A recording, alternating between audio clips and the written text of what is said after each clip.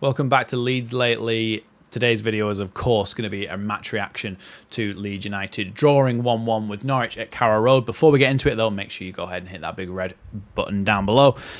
Leeds have just drawn, like I said, to Norwich away at Carrow Road in a game which some people in my chat in the live stream were saying they were a little bit disappointed with. But all in all, I think it was a good game from Leeds with a few drawbacks, a few issues that I found a little bit annoying towards the end of the game. So look, Nonto played really well. Got himself an assist, hit the post a couple of times, got himself a 7.9 rating on SofaScore. Our kind of man of the match, star player for both teams actually. He played really well. Ramazani played well as well. I thought Brendan Aronson played well. Tanaka played well. Mateo Joseph had a little bit of trouble, I thought. He has a tendency, I think, to do everything a little bit heavy-handed. He's shooting sometimes. Sometimes he absolutely leathers it over the bar, tries to take the net off and ends up taking the back of the stand off. I think as well he kind of struggles a little bit with that kind of close control at times, and a little bit like Peru, and he has issues there as well. I don't think it was his best game today. I feel a little bit sorry for him. He's obviously only young, so I'm not writing him off or anything, but I just think he just needs to kind of add a little bit of that deft touch, that little ability to control the ball a little bit better, because his runs, like I said in that video I made, are really, really good. Look, Gruev got injured early on in this game, like it was like 10th minute or something. It was certainly before the 15th, I think, from my memory anyway. Oh no, I can tell you on here actually. It was Daniel Farke got a yellow card for an argument on the bench. Didn't know that. Oh, it was in the 20th minute that Gruev came off. I think he was injured before that, but then carried on playing, much like what Ampadu did. So he came off and Rothwell came on. I thought the combination of Rothwell and Tanaka in the midfield, when it first came on in the first half and bits of the early second half, I thought that combination was really good because it provided us with a little bit more attacking threat. It's kind of like weighing it up, really, because if you have Gruev and Ampadu there, you keep a lot more clean sheets, you have a solid base to build off, you're a more solid team. But if you put Tanaka and Rothwell in there, they're both players who want to get forward, and they both did that in this game. And I think it offers you a little bit more entertaining football. I think you'll be a little bit weaker defensively, but going forward, I think it offers you so much. And I think, to be honest, when we dropped off, we struggled after that. And we didn't allow them to go forward as much, and we didn't kind of force the issue going forward. We did struggle a little bit more. I thought Pascal Struijk had a really good game, even though he's only got a 6.9 rating. I thought he had a good game. Ramazani, yeah, like I said, he got his goal. That's why his rating's up at 7.2. He got his goal, but it was a very well-taken finish. It was weird, really, because we were just kind of struggling to break them down a little bit in this second half, and then Struijk just passed the ball into Nonto's feet. Really good turn, went past his man, played the ball into Ramazani, he just slotted it under the goalkeeper. It was literally 2 passes and we scored. Their manager will be fuming with that, and the Norwich defending is not good enough to concede a goal like that. But from our point of view, it's a good goal to score. In terms of the quality of the opposition, Norwich are a decent side. For me, I think this is going to be one of those games, a little bit like the West Brom game, where we may look back at the end of the season and go, do you know what, that was a pretty good point. They'll be up there at the end of the season. I really do.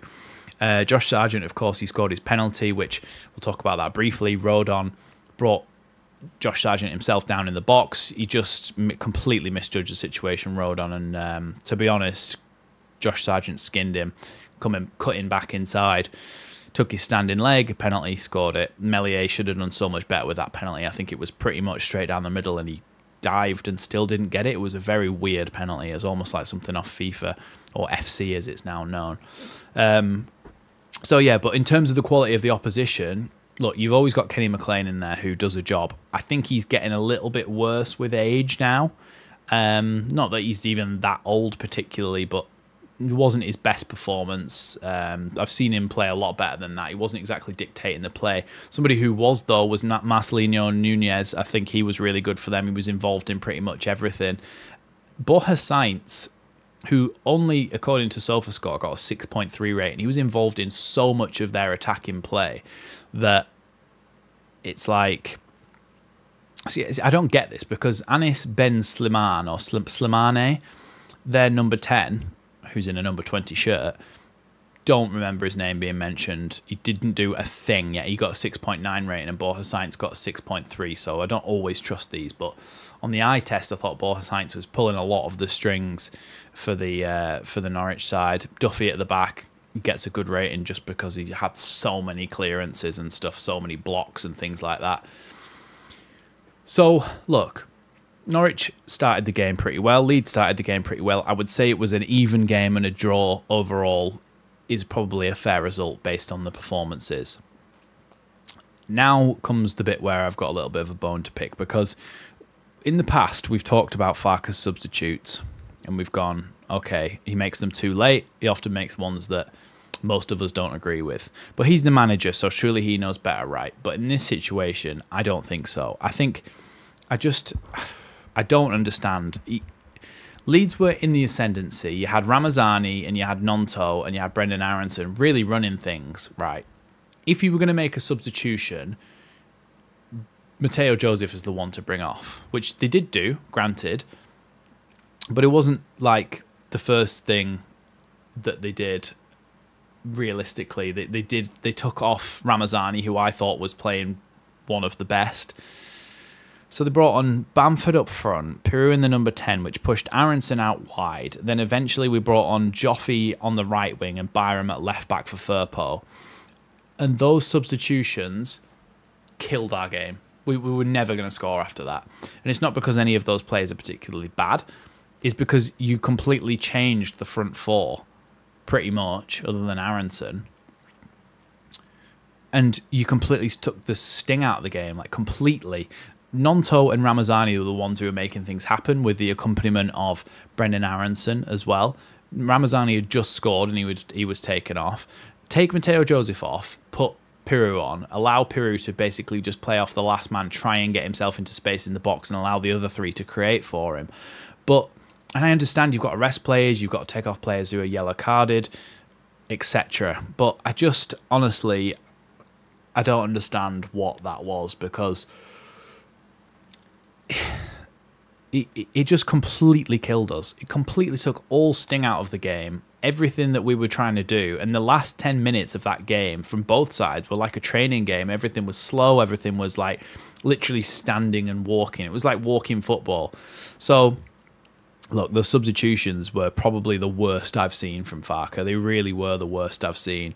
I don't understand how it's possible to ruin a game that much. We were playing well. We were in the ascendancy. We looked like after our goal we might go on to create a little bit more as well.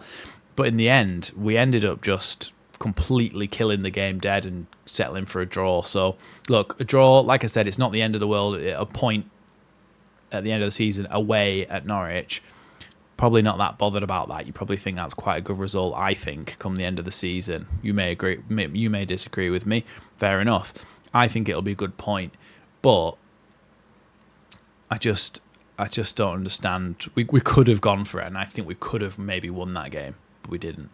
So that's the disappointing thing for me. I will, of course, be live on Friday night, I think, for the Sunderland game, so come and join me for that. Make sure, if you haven't already, hit that big red button down below. And yeah, thanks for watching Leeds Lately. I'll see you in the next one.